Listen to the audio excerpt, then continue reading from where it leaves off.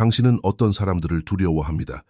하지만 이 두려움은 그들이 당신에게 해를 끼칠까봐 두려워하는 것이 아닙니다. 그들이 당신 내면에 억눌러 왔던 무언가를 떠올리게 하기 때문입니다. 누군가를 보면 불안한 기분이 듭니다. 목소리 톤, 시선 혹은 그 존재 자체가 당신을 불편하게 만듭니다. 하지만 위협은 외부에 있는 것이 아닙니다. 위협은 내면에 있습니다. 칼 융에 따르면 사람들은 자신이 될 수 있는 모습, 즉 미래의 자신을 가장 두려워합니다. 왜냐하면 그 모습이 드러날 때 기존의 정체성은 무너지기 때문입니다. 그리고 어떤 자아도 조용히 무너지는 것을 좋아하지 않습니다. 이 영상은 당신이 무엇으로부터 도망치고 있는지, 그리고 왜 도망치고 있는지에 대해 이야기합니다. 사람은 두려움을 느낄 때 반사적으로 시선을 외부로 돌립니다. 위험의 얼굴, 목소리, 이름이 있기를 바랍니다. 외부의 문제를 해결하는 것이 내면의 문제를 직면하는 것보다 항상 쉽기 때문입니다. 그래서 대부분의 사람들은 자신의 두려움을 특정 인물, 상황 또는 과거의 경험 탓으로 돌립니다. 하지만 칼 융에 따르면 두려움의 근원은 종종 외부가 아닙니다. 두려움은 의식이 무시하려 애쓰는 내면의 긴장에서 비롯됩니다. 마음이 이러한 긴장을 견디지 못하면 외부 세계로 투사합니다. 그래서 두려움은 마치 다른 누군가로부터 오는 것처럼 인식됩니다. 이러한 메커니즘은 우연이 아닙니다. 무의식은 직접적으로 말하지 않습니다. 상징, 감정, 그리고 반영을 통해 자신을 드러냅니다. 그렇기 때문에 우리는 특정 사람을 볼 때 설명할 수 없는 불안감을 느낍니다. 그 사람이 실제로 우리에게 해를 끼치지는 않더라도 그 사람의 존재는 우리 내면의 무언가를 자극합니다. 융은 이를 억압된 측면의 투사라고 설명합니다. 다시 말해 우리가 받아들이고 싶지 않은 자신의 일부가 다른 사람의 성격에서 드러나고 우리는 그것을 위험한, 불안한 또는 혐오스러운 것으로 규정합니다. 두려움이 외부에서 오는 것처럼 보이는 또 다른 이유는 통제에 대한 욕구 때문입니다. 사람들은 자신이 통제할 수 없는 것을 두려워합니다. 내면 세계의 불확실성은 명확한 경계가 없기 때문에 통제하기 가장 어려운 영역입니다. 억압된 욕망, 표현되지 않은 분노, 활용되지 않은 잠재력, 그리고 말하지 못한 것들이 뒤엉켜 있습니다. 이러한 혼란에 맞서는 대신 마음은 두려움을 외부 대상에 귀인함으로써 안도감을 찾습니다. 내가 아니라 그들이야 라고 말하는 것은 일시적인 안도감을 만들어냅니다. 하지만 이러한 안도감은 오래가지 못합니다. 억압된 것은 사라지지 않고 단지 형태만 바뀔 뿐이기 때문입니다. 융에 따르면 특히 예민한 직관력을 가진 사람들은 이러한 메커니즘을 더욱 강렬하게 경험합니다. 주변 환경의 감정적 분위기를 빠르게 감지하는 강한 직관력을 가진 사람들은 또한 깊은 내면의 역동성을 지니고 있습니다. 이러한 내면의 역동성이 의식적으로 관리되지 않으면 두려움으로 변합니다. 두려움은 종종 외부 세계에서 사람들을 따라다닙니다. 어떤 사람의 명료함, 어떤 사람의 고독, 어떤 사람의 침묵 속 강인함이 위협으로 인식됩니다. 이는 이러한 특성들이 그 사람이 내면에 억압해온 가능성을 나타내기 때문입니다. 여기서 중요한 차이점이 있습니다. 실제 위험과 인지된 위험은 같은 것이 아닙니다. 실제 위험은 구체적이지만 인지된 위험은 심리적입니다. 융의 연구는 많은 사람들이 인지된 위험 속에서 살아간다는 것을 보여줍니다. 그리고 이러한 위험은 종종 개인의 그림자에 의해 증폭됩니다. 그림자는 자신이 보고 싶지 않은 자신의 모든 면입니다. 강해질 수 있는 가능성, 경계를 설정하는 능력, 혼자 있을 용기, 타인의 인정을 필요로 하지 않는 상태. 이러한 모든 것들이 억압되고 다른 사람에게서 드러날 때 두려움이 생겨납니다.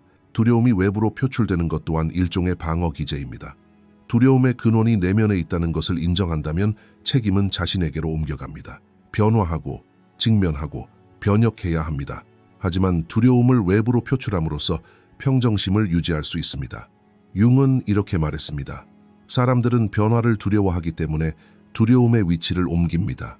하지만 두려움의 방향이 바뀐다 해도 그 본질은 변하지 않습니다.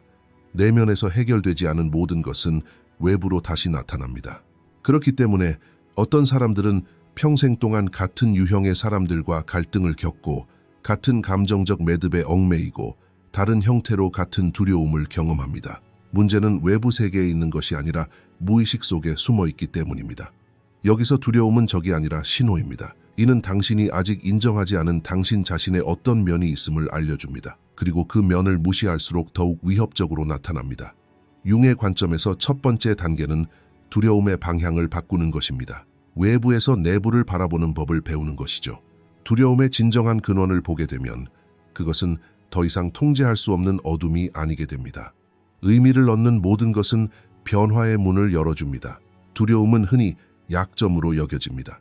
피하고 억눌러야 할 감정으로 인식되기도 합니다. 하지만 칼융의 관점에서 두려움은 결핍에서 비롯되는 것이 아니라 오히려 활용되지 않은 잠재력에서 발생합니다. 사람들은 자신이 부족한 것을 두려워하는 것이 아니라 가지고 있지만 사용하지 않은 잠재력을 두려워합니다. 사용하지 않은 잠재력은 무의식 속에 긴장을 조성하고 이 긴장은 시간이 지나면서 두려움으로 느껴지게 됩니다. 융의 임상 관찰에서 공통적으로 나타나는 패턴은 사람들이 자신 안에서 자라나는 특성들을 억누른다는 것입니다. 더 단호해지고 싶지만 이기적으로 보일까봐 두려워하고, 더 강해지고 싶지만 외로워질까봐 두려워하며, 더 자유롭게 생각하고 싶지만 부적절하다는 낙인이 찍힐까봐 두려워합니다. 이러한 억압 과정은 의식적인 선택처럼 보이지만 무의식 속에는 조용한 압박감이 형성됩니다. 그리고 마음은 이 압박감을 위협으로 인식합니다. 여기서 두려움의 근원이 명확해집니다. 두려움은 나는 할 수 없다는 생각에서 비롯되는 것이 아니라 나는 할 수 있지만 대가를 치러야 한다는 생각에서 비롯되는 것입니다. 잠재력을 발휘하려면 기존 정체성의 변화가 필요하기 때문입니다. 융에 따르면 자아는 스스로를 보호하려 합니다. 익숙한 역할, 알려진 행동, 사회적 인정은 자아의 안전지대입니다. 하지만 잠재력은 이 안전지대를 허물어뜨립니다. 새로운 경계, 새로운 결정, 새로운 고독을 가져오기 때문입니다. 따라서 자아는 잠재력을 위협으로 인식합니다. 이때 두려움은 브레이크처럼 작용하여 멈춰, 지금은 안 돼, 필요 없어 라고 말합니다. 하지만 억압된 재능은 모두 무의식 속에서 자신만의 길을 찾아 나섭니다. 그렇기 때문에 사람들은 다른 사람에게서 그러한 재능을 볼 때 불편함을 느낍니다. 명확하게 말하는 사람은 거슬리게 느껴지고 경계를 설정하는 사람은 차갑게 보이며 혼자 있을 수 있는 사람은 오만하게 여겨집니다. 사실 사람을 불편하게 하는 것은 그 사람이 하는 행동이 아니라 자신이 하지 않는 행동입니다. 융은 이러한 상황을 그림자가 에너지를 지닌다고 설명합니다. 그림자는 어두운 면만 담고 있는 것이 아닙니다. 억압된 긍정적인 면 또한 포함하고 있습니다. 용기, 리더십, 독립심, 직관력, 이러한 자질들이 어린 시절에 위험하다거나 부적절하다는 낙인이 찍히면 의식은 그것들을 억누릅니다. 하지만 그 에너지는 사라지지 않습니다. 단지 방향만 바뀔 뿐입니다. 그리고 방향을 찾지 못하면 두려움을 만들어냅니다. 여기서 중요한 진실이 드러납니다. 두려움은 잠재력의 적이지만 동시에 잠재력을 예고하는 것이기도 합니다. 융에 따르면 사람이 자신의 두려움을 올바르게 해석할 때 자신에 대한 중요한 정보를 얻게 됩니다. 당신을 두렵게 하는 것이 종종 당신을 성장하게 만드는 것입니다. 하지만 이 성장은 위안이 되는 것이 아니라 변혁적인 것입니다. 낡은 자아를 해체하지 않고는 새로운 자아를 만들 수 없습니다. 그리고 이 해체 과정은 자연스럽게 두려움을 낳습니다. 많은 사람들이 이 시점에서 움츠러듭니다. 변혁은 통제력 상실이라는 느낌을 주기 때문입니다. 억압된 잠재력이 해방되면 관계가 변하고 역할이 흔들리고 사회적 균형이 무너집니다. 이것이 바로 융이 개별화라고 부르는 과정입니다. 개인은 집단의 기대에서 벗어나면서 자신만의 내면의 법칙을 발견합니다. 하지만 이 길은 대중이 인정하는 길이 아닙니다. 그러므로 잠재력은 오랫동안 억압됩니다. 그리고 두려움은 마치 조용한 파수꾼처럼 문 앞에 서 있습니다. 여기서 중요한 것은 두려움이 장애물이 아니라 문턱이라는 점입니다. 극복해야 할 벽이 아니라 통과해야 할 문입니다. 두려움을 계속 억압하면 스스로를 비하하는 데 익숙해집니다. 하지만 두려움을 의식적으로 관찰하면 그것이 전하는 메시지가 명확해집니다. 융의 접근 방식에서 핵심 질문은 이 두려움은 나에게 무엇을 숨기고 있는가? 입니다. 왜냐하면 그 답은 종종 당신이 아직 경험하지 못한 가능성을 가리키기 때문입니다. 두려움 이골 억압된 잠재력이라는 공식은 자기 자신에 대한 정직함을 요구합니다. 이 정직함은 쉽지 않습니다. 하지만 융에 따르면 영적 성숙은 두려움이 없는 상태에서 시작되는 것이 아니라 두려움과의 의식적인 관계에서 시작됩니다. 잠재력은 억압될수록 어두워지고 포용될수록 의미를 얻습니다. 그리고 의미를 얻는 모든 것은 사람을 더욱 온전한 존재로 이끌어줍니다. 두려움이 억압된 잠재력이라는 것을 깨닫는 것은 불편하지만 깨달음을 가져다 줍니다. 왜냐하면 이러한 자각을 통해 더 이상 외부 요인을 탓할 수 없기 때문입니다. 환경도, 사람도, 과거도 그 어떤 것만으로는 충분한 설명을 제공할 수 없습니다. 책임은 서서히 개인의 손에 넘어갑니다. 융에 따르면 이 시점에서 사람은 두 가지 길 중 하나를 선택합니다. 하나는 자신의 잠재력을 계속 무시하고 두려움을 운명처럼 받아들이는 것이고, 다른 하나는 두려움이 가리키는 방향을 진지하게 받아들이고 내면의 조정을 시작하는 것입니다. 두 번째 길은 빠른 결과를 가져오지 않습니다. 오히려 인내, 고독, 그리고 내면의 수양을 요구합니다. 하지만 장기적으로 볼 때 사람은 두려움이 자신을 멈추게 하려는 것이 아니라 더 큰 자아를 향해 나아가도록 준비시키는 과정임을 깨닫게 됩니다. 사람이 두려움에 맞서기 시작할 때 가장 먼저 마주하는 대가는 흔히 고립입니다. 억압된 잠재력이 해방되면서 개인은 더 이상 이전처럼 행동할 수 없게 됩니다. 예전처럼 침묵할 수도 없고 과거에 동의했던 것들을 받아들일 수도 없으며 스스로를 깎아내리며 살아갈 수도 없게 됩니다. 이러한 변화는 겉으로 보기에는 갑작스럽고 설명할 수 없는 것처럼 보입니다. 하지만 이는 오랫동안 축적된 내면의 자각의 자연스러운 결과입니다. 융에 따르면 개성화 과정은 바로 여기서 시작됩니다. 개인은 집단적 수능에서 벗어나야만 합니다. 그리고 이러한 분리는 종종 오해받는 것에 대한 두려움을 수반합니다. 오해받는 것은 인류의 가장 원초적인 두려움 중 하나입니다. 인간은 사회적 존재이기 때문에 배제는 무의식적으로 생존에 대한 위협과 동일시됩니다. 융은 이러한 상황을 집단 무의식으로 설명합니다. 사회는 자신과 비슷한 사람들을 안전한 존재로, 다른 사람들을 잠재적인 위협으로 인식합니다.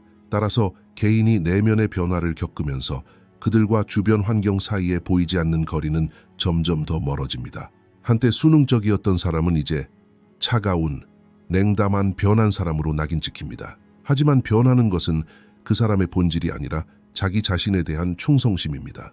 바로 이 지점에서 고립에 대한 두려움이 작용합니다. 사람들은 자신의 직관을 믿는 것과 사회적 관계를 유지하는 것 사이에서 갈등합니다. 융은 내담자들에게서 자주 이러한 갈등을 관찰했습니다. 내가 나 자신이라면 나는 외로울 것이다. 이 생각은 개인을 위축시킵니다. 그들은 변화의 문턱에서 물러나 과거의 역할로 도피합니다. 그러나 이러한 위축은 위안이 되는 것이 아니라 오히려 지치게 합니다. 이미 깨달은 것은 더 이상 잊을 수 없기 때문입니다. 의식이 확장된 후에도 좁은 공간에 갇혀 살려고 하는 것은 내적 긴장을 유발합니다. 오해에 대한 두려움의 또 다른 측면은 표현할 수 없는 깊이입니다. 어떤 사람들은 자신이 경험하는 내면의 과정을 말로 표현할 수 없습니다. 그들의 인식은 예리해지고 직관은 증가했지만 그것을 설명할 언어를 찾지 못합니다. 이러한 상황은 주변과의 소통을 더욱 어렵게 만듭니다. 사람들은 자신이 표현할 수 없는 것을 이해받기를 기대하지만 기다리는 동안 실망을 경험합니다. 융에 따르면 이는 개성화 과정의 자연스러운 단계입니다. 모든 내면적 변화는 고독의 시기를 거치며 시험받습니다. 새로운 의식 수준이 기존의 사회적 패턴에 맞지 않기 때문입니다. 이러한 고독은 종종 오해를 받습니다. 사람들은 스스로 고립되었다고 생각하지만 실제로는 기존의 관계들이 더 이상 같은 주파수로 작동하지 않는 것입니다. 융은 이를 내면의 중심 이동이라고 설명합니다. 개인의 의사결정 기준점이 외부에서 내면의 나침반으로 옮겨가는 것입니다. 이러한 변화는 주변 사람들에게 위협적으로 다가오는데 더 이상 그들을 이끌거나 영향을 주거나 정의하기가 쉽지 않기 때문입니다. 바로 이러한 이유로 오해가 불가피해집니다. 고립에 대한 두려움은 두 가지 유형으로 나뉩니다. 첫 번째는 실제적 고립으로, 진정으로 혼자인 경우입니다. 두 번째는 심리적 고립으로 사람들 속에 있어도 오해받는다고 느끼는 경우입니다. 융에 따르면 두 번째 유형은 더 파괴적입니다. 왜냐하면 개인이 자신을 억누르고 고독을 부정하기 때문입니다. 이는 내면의 분열을 심화시킵니다. 그 사람은 온전한 자신도 아니고 타인과 온전하게 하나가 된 것도 아닙니다. 이처럼 어정쩡한 상태에 갇힌 듯한 기분은 결국 불안, 무의미함, 그리고 내면의 피로로 이어집니다. 이때 중요한 질문이 떠오릅니다. 오해받는 것을 피하기 위해 자신을 포기해야 할까요? 아니면 오해받을 위험을 감수하고 통합해야 할까요? 융의 답은 명확합니다. 개성화는 모든 사람에게 이해받기 위한 것이 아니라 자기 모순을 피하기 위한 것입니다. 이해받고 싶은 욕망은 인간 본연의 것입니다. 하지만 이 욕망이 진정한 자아를 억누르기 시작할 때 위협이 됩니다. 융에 따르면 정신적 성숙은 오해를 견딜 수 있는 능력으로 측정됩니다. 모든 심오한 변화는 피상적인 관점에 의해 오해되기 때문입니다. 이러한 의미에서 고립은 처벌이 아니라 과도기적 공간입니다. 이 과정을 통해 사람은 진정으로 연결될 수 있는 사람과 습관에 기반한 관계만을 맺고 있는 사람을 깨닫게 됩니다. 어떤 관계는 자연스럽게 해소되고 어떤 관계는 더욱 견고한 토대 위에 재형성됩니다. 융이 강조하는 것은 바로 이것입니다. 진정한 유대는 가면을 벗은 상태에서 형성된다는 것입니다. 그리고 가면이 벗겨질 때 모든 사람이 남는 것은 아닙니다. 고립과 오해에 대한 두려움은 개인이 직면하는 마지막 주요 관문 중 하나입니다. 이 관문을 넘지 못하면 잠재력은 다시 억압됩니다. 하지만 이 관문을 넘어서면 비로소 자신과 같은 공간에 조용히 서 있을 수 있게 됩니다. 융에 따르면 이 순간은 개성화 과정에서 되돌릴 수 없는 지점입니다. 왜냐하면 이제 사람은 혼자 있는 것을 두려워하는 것이 아니라 자기 자신에게 낯선 존재로 살아가는 것을 두려워하기 때문입니다. 사람이 자신의 두려움과 그림자에 직면하기 시작할 때 더 이상 순수한 상태에 있지 않습니다. 융에 따르면 이 단계는 심리적으로 가장 위험하지만 동시에 가장 변혁적인 단계입니다. 무의식의 문이 열리기 때문입니다. 그리고 그 문을 통해 들어오는 모든 것은 그 사람을 더욱 완전한 존재로 이끌거나 내면의 혼돈 속으로 몰아넣습니다. 그렇기 때문에 융은 그림자와의 대면을 낭만적으로 미화해서는 안 된다고 특히 강조합니다. 그것은 자기 개발 게임이 아닙니다. 그것은 개인이 자신 안에 있는 힘과 파괴성을 동시에 마주하는 동반자 관계입니다. 위험은 바로 여기서 시작됩니다. 억압된 내용이 의식 영역으로 떠오를 때 자아는 통제력을 잃을지도 모른다는 두려움을 느낍니다.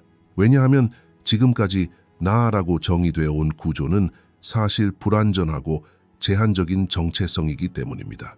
그림자와의 접촉은 이 정체성이 절대적인 것이 아님을 보여줍니다. 이것이 융이 정체성 해체라고 부르는 과정입니다. 사람은 자신이 생각했던 자신이 아니라는 것을 깨닫습니다. 그리고 이러한 자각은 견고한 내면 구조가 없다면 사람을 흔들어 놓을 수 있습니다.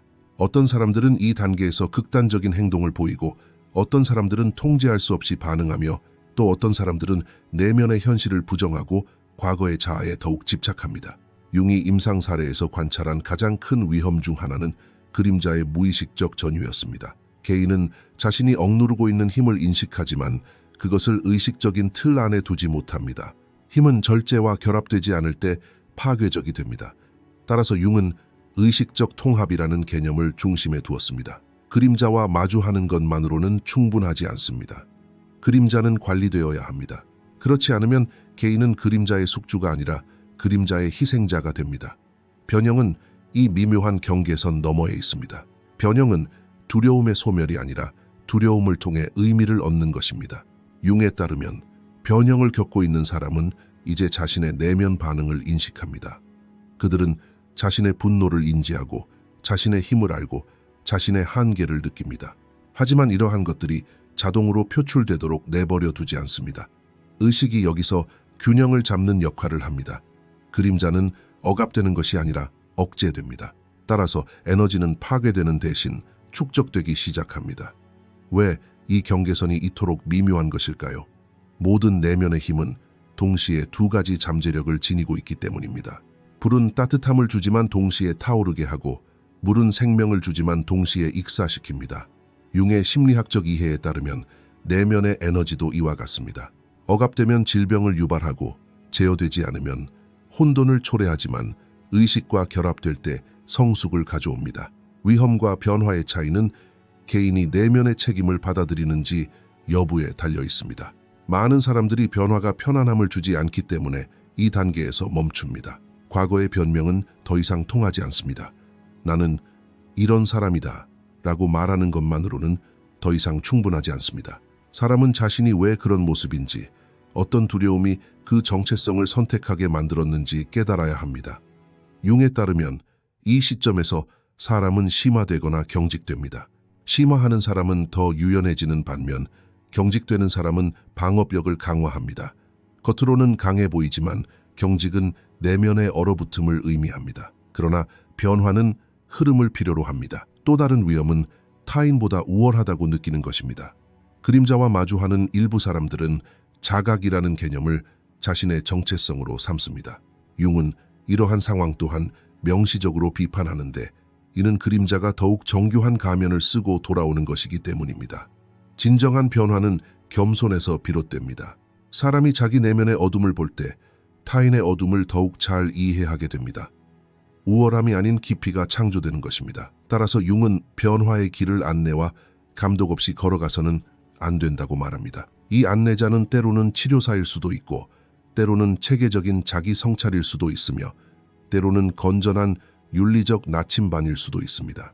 중요한 것은 내면의 힘에 직면했을 때 그 힘을 감당할 수 있는 구조를 구축하는 것입니다. 그렇지 않으면 그 힘에 휘둘려 결국 어디로 향할지 알 수 없게 됩니다. 위험과 변화 사이의 미묘한 경계는 사람이 자신에게 얼마나 솔직한가에 따라 결정됩니다.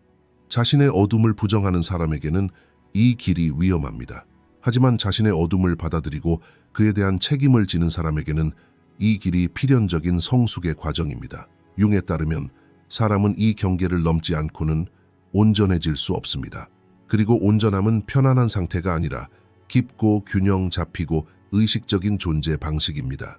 두려워하는 사람이 된다는 것은 많은 사람들이 상상하는 것처럼 갑작스러운 성격 변화가 아닙니다. 공격적이거나 냉정해지거나 타인을 무시하게 된다는 뜻도 아닙니다. 오히려 융의 관점에서 이 과정은 더 조용하고 더 깊고 더 돌이킬 수 없는 변화입니다. 두려워하는 사람이 된다는 것은 오랫동안 억눌러왔던 자신의 모습과 의식적으로 마주하는 것을 의미합니다. 그리고 일단 이러한 마주함이 시작되면 더 이상 과거의 습관적인 행동에 얽매여 살아갈 수 없게 됩니다. 사람들은 흔히 두려워하는 사람을 외부 인물로 상상합니다. 명확하게 말하는 사람, 경계를 설정할 줄 아는 사람, 혼자 있을 줄 아는 사람, 감정적으로 독립적인 사람. 이러한 인물들은 무의식 속에서 존경과 위협을 동시에 불러일으킵니다. 왜냐하면 이러한 자질들은 자신이 아직 발전시키지 못했지만 발전시킬 수 있다는 것을 알고 있기 때문입니다. 융에 따르면 사람을 진정으로 흔드는 것은 불가능이 아니라 가능성입니다. 나도 저렇게 될 수 있어 라는 생각은 근본적으로 기존의 정체성을 위협합니다.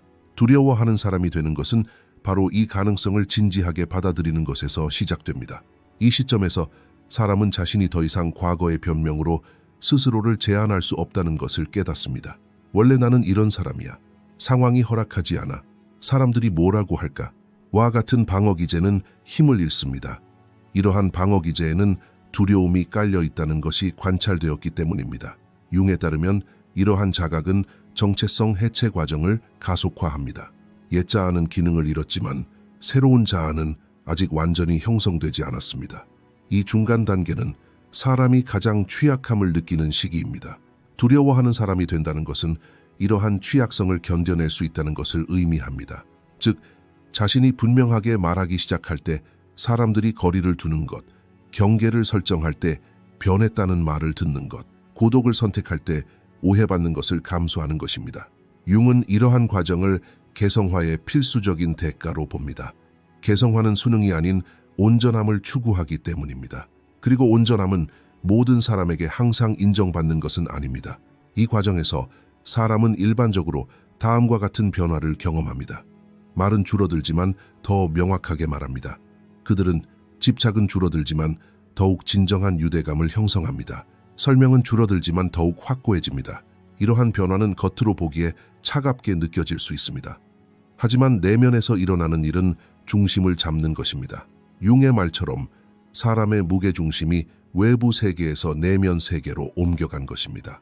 결정은 더 이상 두려움에서 비롯되는 것이 아니라 자각에서 비롯됩니다. 두려워하는 사람이 된다는 것은 책임을 지는 것을 의미하기도 합니다. 이제 일어나는 일의 원인은 외부 요인이 아니라 내면의 선택이기 때문입니다. 이러한 자각은 위안이 되는 것이 아니라 무거운 짐입니다. 융에 따르면 자유는 인류가 짊어진 가장 무거운 짐 중 하나입니다. 자유는 변명을 없애기 때문입니다. 사람은 자신에게 더욱 솔직해질 수밖에 없습니다. 그리고 이 솔직함은 끊임없이 자아를 시험합니다. 여기서 흔히 저지르는 실수가 있습니다.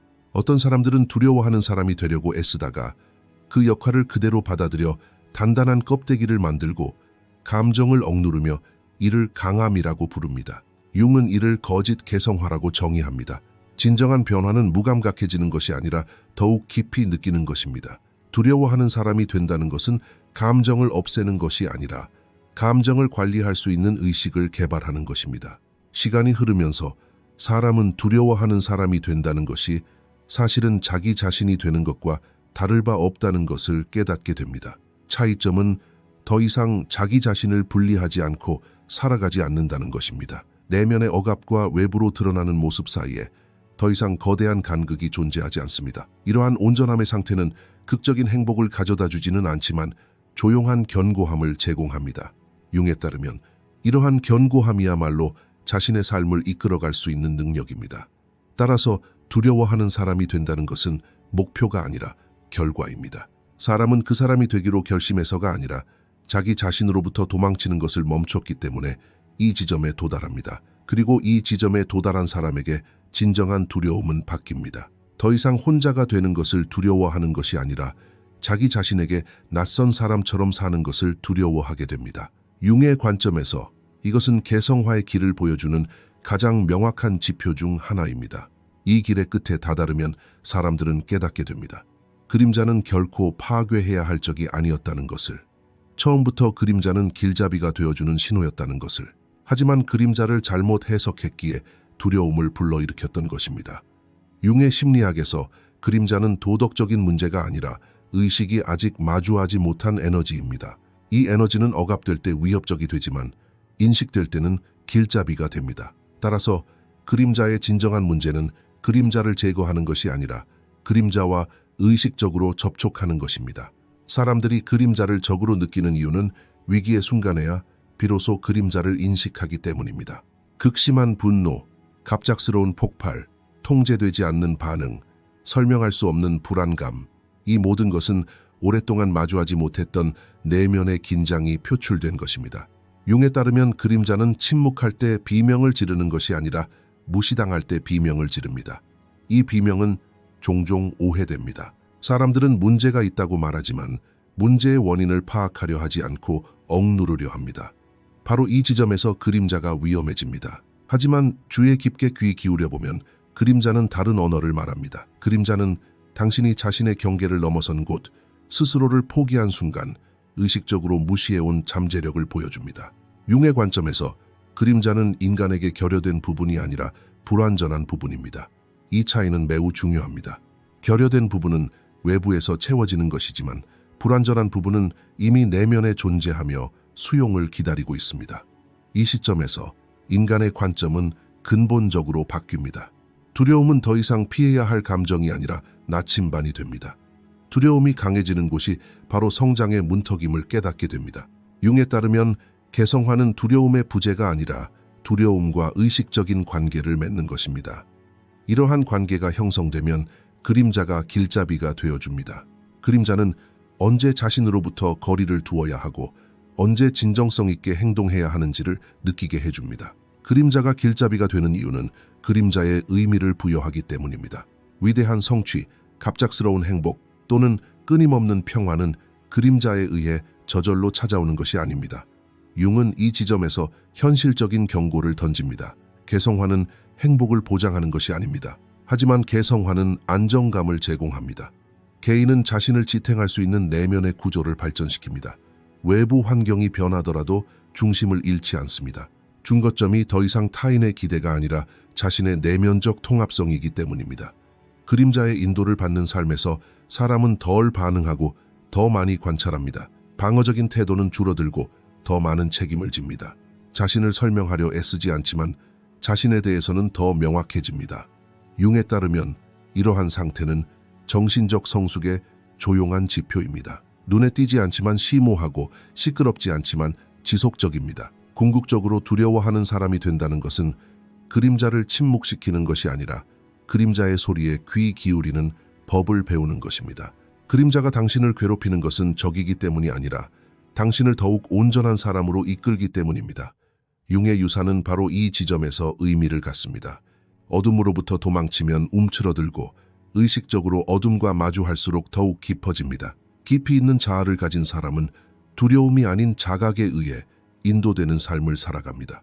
여기서 중요한 것은 그림자와의 의식적인 관계가 삶과의 단절을 의미하는 것이 아니라 오히려 삶과의 더욱 진정한 연결을 제공한다는 점입니다.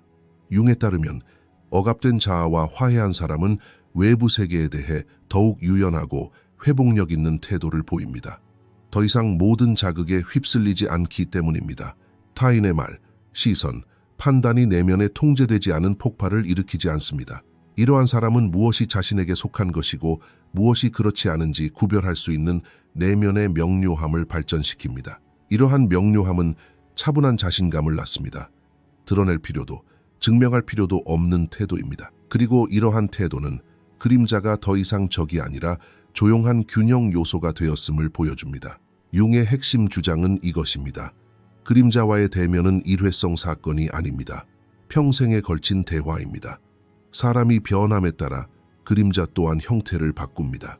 새로운 책임감, 새로운 두려움, 새로운 잠재력이 나타납니다. 그러므로 그림자를 아는 것만으로는 충분하지 않습니다. 그림자를 꾸준히 관찰해야 합니다. 융에 따르면 성숙이란 나는 더 이상 그림자가 없다라고 말하는 것이 아니라 나는 내 그림자와 대화할 수 있다라고 말할 수 있는 것입니다.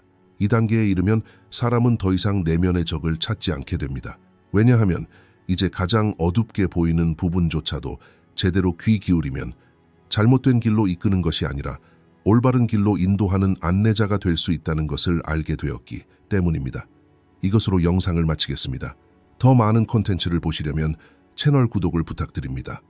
재정적으로 후원하고 싶으시다면 가입 버튼을 통해 멤버십에 가입하실 수 있습니다.